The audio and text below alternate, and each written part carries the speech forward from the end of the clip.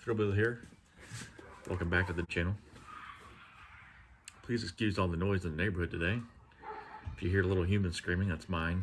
They're in the backyard playing, and the neighbor's dog likes to bark incessantly at them, so it's going to be a fun background ambiance.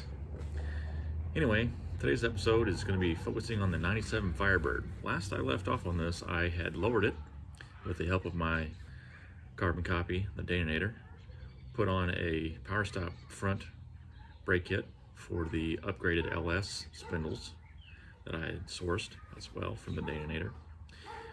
Put a BMR lowering kit on it, and then I sweetened the deal by putting on some shiny WS6 17-inch Trans Am wheels, which really completed the look for me of what I was wanting on the old visual spectrum. When I was putting on the rear coil springs, I noticed the bump stops on the car were shot. Passenger side, it was completely gone. Driver side, it was crispy. It's about done. So, took the car for a little bit of a spin, took some nice glamour shots of it, and when I pulled the car back in the driveway, I didn't like the back end. It wasn't quite sitting just the way I wanted to. I still have the stock rubber insulators in it. Then I was told on the interwebs, got some feedback. People were like, hey, you should put the heater hose mod on the back. Like, what? Heater hose mod? Heater hose mod. For the coils? What? Turns out you take the rubber insulators off, the stock ones, and then you just slip on a heater hose, 5/8 inch or something like that. Rubber hose around the top ring of the coil spring and put it back in there, and it'll drop her down a little bit more and make that more of an even rake on the car instead of having a little bit of a look to it. Anyway, that's what I'm going to do today. I'm going to get back into the rear end of this car because I'm going to go after the bump stops. I was able to locate some stock replacement bump stops, but they were expensive. So I found these. Just a set of energy suspension. Got them in black. I think I got them off at eBay. These are supposed to be a direct fit-ish. I've got to take a grinding wheel and take off a little tab on the stock setup, but that's fine with me. So I got some polyurethane, got them in black. Why not? I think they had them available in red, but I didn't want them to stick out. I just wanted them to do their job and not be all, hey, look at me. So that's what I'm gonna do today. That's the update so far on the Firebird. Oh, also, when I put the rims on the car, the tires were shot. They were bald, dry rotted, cracking. And I drove it a little bit on those, but I wasn't going to be going to town in them. So I finally got some new tires on them. I'll get the camera in there on them, show you what I got. But it's got new tires on it now. I've been driving it. Even with the lowering springs on it, it still rides pretty much like it did before. And that's what I like. I didn't want it to be rattling my teeth out of my head. So I'm glad that the lowering spring gave me the look I wanted, but I still kept the kind of a stock feel to the drive. I'm not looking for a curve carver or anything like that, or autocross or nothing. I'm not really interested in that for this car. Just want to be able to drive it and have it look good. So that's where I'm at. So let's get started, get the rear end jacked up and drop these springs out, take the wheels off so I can get at those bump stops, and then when I put it all back together, I'll put the heater hose mod on the rear springs and even that lowering look a little bit better. So let's get started. All right, so here's the current setup. This is the WS6 wheels with the lowering springs. You can see how the front end is got a nice stance to it. The back end's just got a little bit too much wheel gap for me. So I'm going to take out the stock insulators.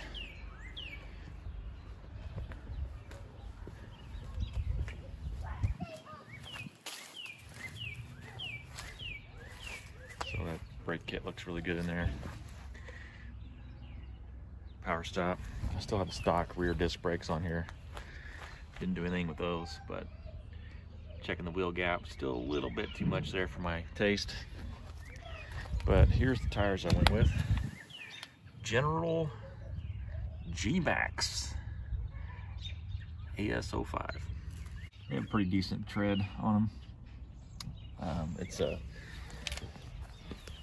kind of an all-season tire, which is necessary because my daughter now has her license and she's going to be driving the Ranger rescued Ranger, and going to be doing that as her daily driver for school and all that. Of course, I got the Vetsky here, which I'll continue driving, but for the most part this one's going to be getting more of into the routine of driving, just because it's mostly because it's a 6-cylinder and I get better gas mileage than little gas guzzler over here. Of course, I got the Expedition in the back for my wife to drive. So here's the current stance. This is kind of a before shot, and then we'll get you in there when we're looking at the heater hose mod. And here's that's the bump stop. It's supposed to be here, but it's obviously missing. 2 screws holding it in. I'm gonna zip these out, and then this little elbow here, this piece right here is what I gotta trim off because these don't have the provisions for it. It's just a flat plate. I've seen it where you can put spacers in there and kind of keep this all stock and whatever, but since this car is going to be a little bit lower to the ground, I want it to be completely flush with this line right here. So I'm going to take my little grinder and cut this off. Here's the B&R springs, just about low enough to where I can just grab those out of there. Pretty thin, not very big, so hopefully my hose isn't too big for it and it'll slip around. But yeah, we'll get to that in a minute, but let's get started on this one. Here's the passenger side. As you can see, it's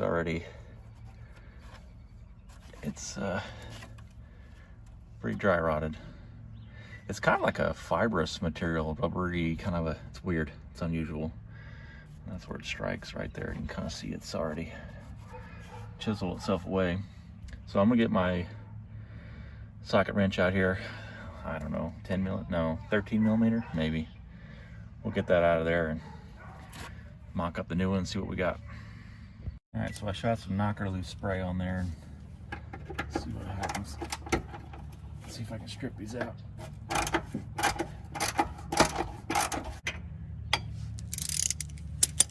Pretty rusty and crusty.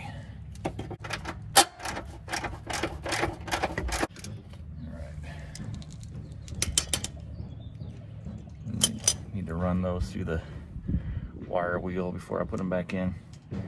But obviously the passenger side is going to do the same thing. How do I get this out of there? Just tug on it.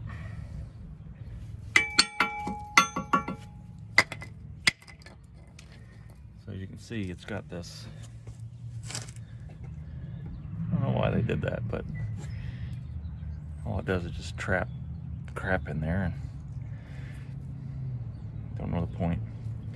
But that sits up there like that. The new one's going to sit flush with it, so this whole tabby thing's going to have to come off. Zip, it's going to be. So I'll repeat the same process on the passenger side and go from there. Alright, so the passenger side was pretty easy. You can see how that fits on there. It's got that cup on the inside, and then it's got this ridge here. Don't know why that's like that. That doesn't really make sense. But anyway, that's what that foam looks like. So out with the old. Let's get this cut. Well, let's get the old one out of the new ones out of the package and see what we're dealing with, and then see how much I got to take off of that. All right, so I got the new energy suspension bump stop open, and it appears to be about the same height when it comes to resting about right there compared to where this one was. So it's about the same height of bump stop.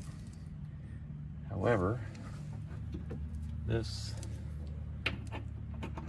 will not line up the holes. Nope, not even close. So this piece of metal right here has got to go. But effectively this will also be lowering the bump stop, so now that the car is lower, it won't take, it'll, if it was out here, it'd be a lot easier to hit the bump stop repeatedly when you're doing your Dukes of Hazzard jumps on your car, you know, and then gain about another 1/4 inch of travel space. So I'm gonna figure out how to get this off. I don't have a cutoff wheel, a death wheel. It's just not something I own, but I do have a Sawzall. But that scares me because I really don't want to get into anything else with my Sawzall, because those things can just take off on you real quick if you're not careful. So I've got a grinder disc, like a big old thick grinder disc. I might just try to grind her down. It'll take me longer than a cutoff wheel, but at least maybe a little bit safer than trying to get a blade in here. I don't know, let's see.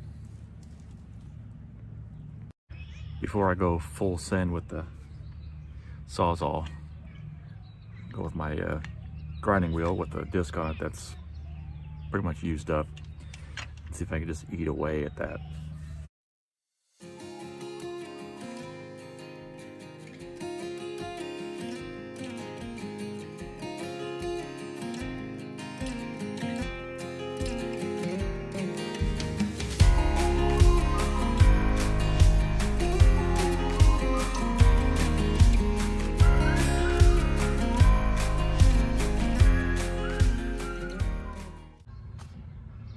Alright, so I think that's gonna be all that I'm gonna need to do there. I'm gonna take some spray paint, spray on that, get that bare metal covered up, but it should sit flush enough to get that bolted in. So I'm gonna do this exact same thing, obviously, on the driver's side. All right, so I got this side done. Went ahead and sprayed it with some paint there to cover up the bare metal. Got about halfway into that one, and then I set my grinder down to check, and then when I went to pick it back up and run it again, it wouldn't turn back on. This thing is like still hot. Now it's about 20-30 minutes ago. Just can't understand why that thing failed on me. Just quit. Anyhow, got that done. I'm gonna let that paint dry. I'm gonna drop the rear axle a little bit and try to get these springs out. I've got my heater hose here, and work on getting that modification done, getting the axle kind of put back up into place and the springs located, and then I'll go back. I still have to clean up my hardware here, but then I'll go in and get this bump stops put on, put the wheels back on, set her back down, and kind of see where we are with the visuals on the rear end drop. Got the spring out. This is the rubber insulator that goes on the stock rear end of these Firebirds. Just locate the notch of the spring into there, lock it in. There's your insulator. Well, as you can see, that's thick. So what you want to do is take this heater hose, scooch her on around,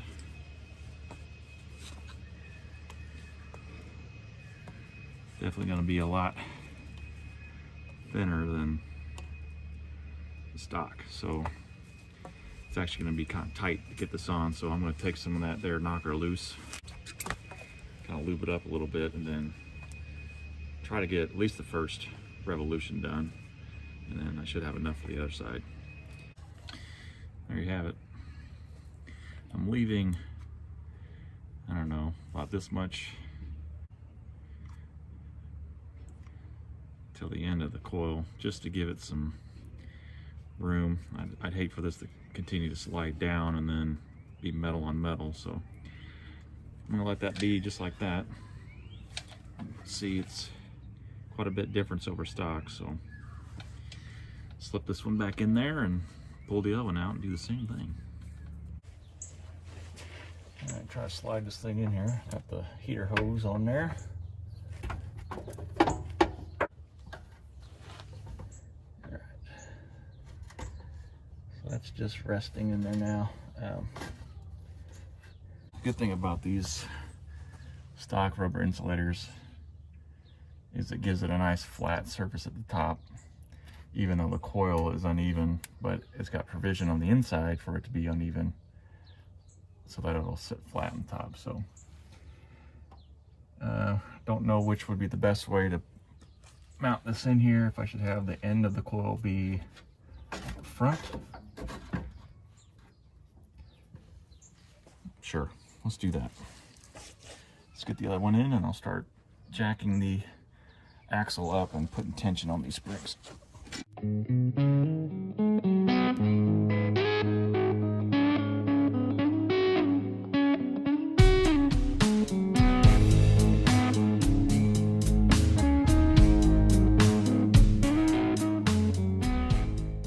Alright, I'm at a point now where I can put these in. Realize that some of you guys just full on delete these because you got these 315 big old beats back here, but I'm just running the stock 17-inch tire size, so obviously I'm keeping it. But let's work on getting these back in here.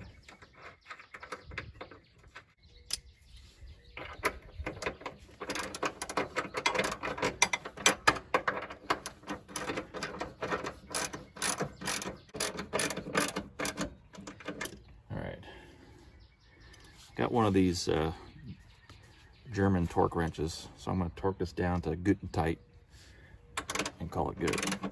Call it done.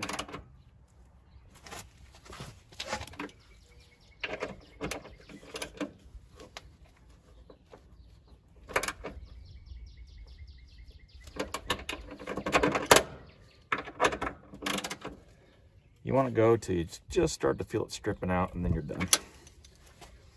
All right, she's on there.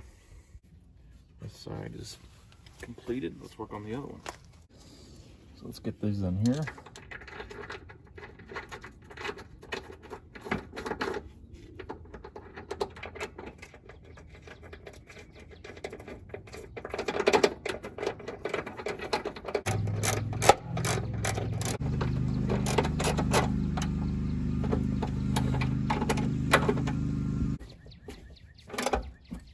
Click.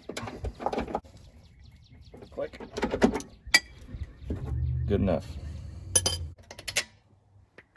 All right, got them all torqued down properly. I'll put my beauty caps back on.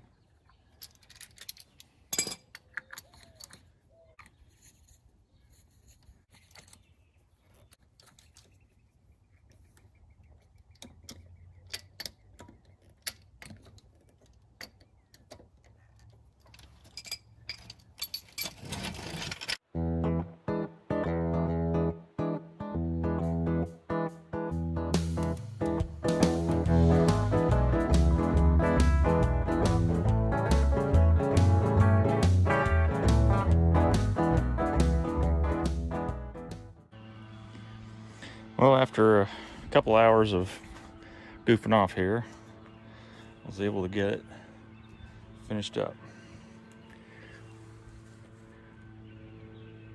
Yeah. Uh-huh. Yep. I like you a lot. I think I probably got about another... It would have been smart if I would actually took a measurement. Didn't even think about it till right just now, but I think that's 2.5 fingers, 3 fingers. So yeah, it's looking pretty good.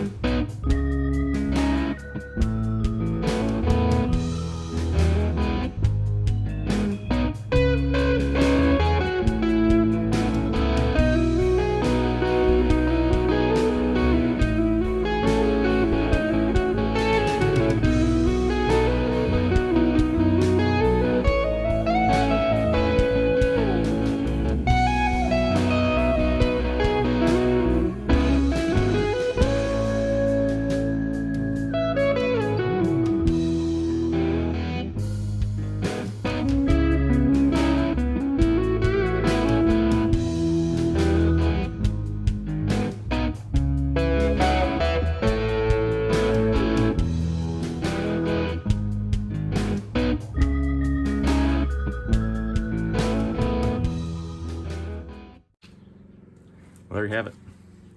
97 Pontiac Firebird update. Did the heater hose mod on the rear springs. Really liking how that's looking right now. Sitting nice and flat, even.